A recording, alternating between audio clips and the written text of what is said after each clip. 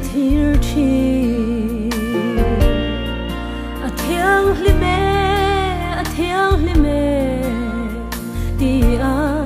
lâu dài te chu pial ya kan chen nu mangai lung tu te le angel var te lung rual aleng za an lu ni o ka ngai suai chi ram ti hi rua lo chu rin na nei a fam ta ten min nga na tua nuam chu mi le tha le kum pui sun tam ma ve to lo nge de ram no tia ga chuan kan in chen ngai to lo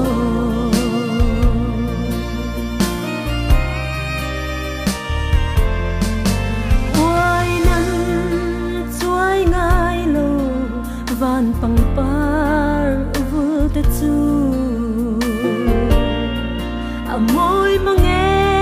ka thir ning lo khen lan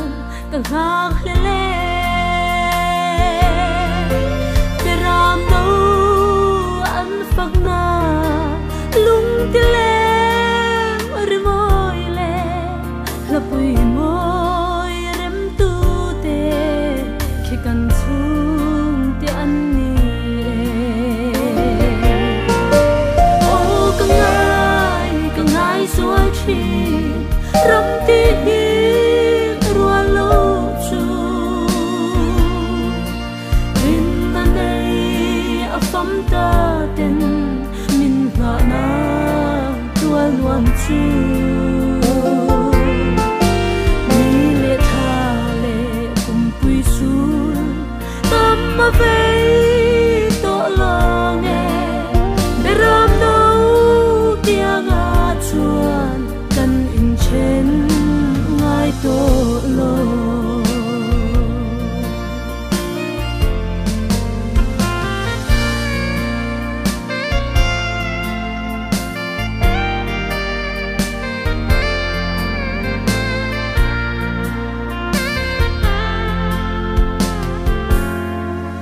he kho ve la hian zong zau le lung ngai takin chapin kan ru ma kim lo lal ram ka ngai mange chu kho pui a cheng te chuan nat na an tuar to lo suang ngai dam te kho pui khian ka lung min len mange o ka ngai suai chi ram ti hi rua lo chu rin na nei a fam ta ten min nga na tua nuam chu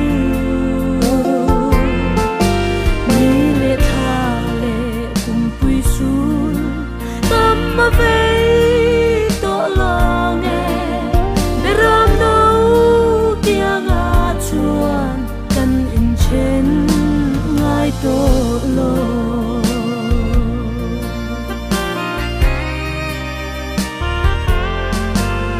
ka shing nun khwal zin kong ka zo to ve hunin ka hoi kir lom ka ngai to lo lung du chen na ram hi chung kim te a leng za